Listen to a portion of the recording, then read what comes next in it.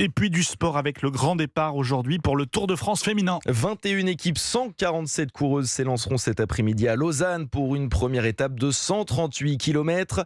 Et tous les regards se tourneront forcément vers notre championne nationale Pauline Ferrand-Prévot, tenante du titre et bien décidée à conserver sa couronne, Christopher Philoc. La championne de 34 ans n'a rien perdu de sa détermination. Mais pas question de se mettre la pression, explique en anglais Pauline Ferrand-Prévot lors d'une conférence de presse.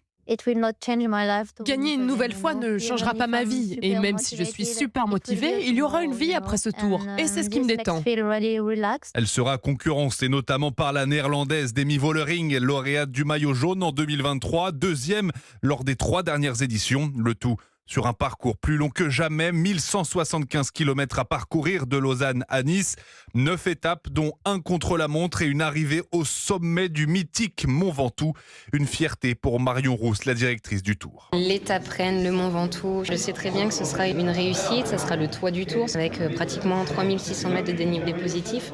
Encore un peu plus une possibilité de rentrer le cyclisme féminin dans l'histoire parce qu'on sait que ça passe également par l'école mythique. Pauline Ferrand-Prévot pourrait devenir la première femme couronnée 2 fois sur la grande boucle depuis que l'épreuve a retrouvé le format d'une course à étapes en 2022. Christopher Philoc pour Europe 1.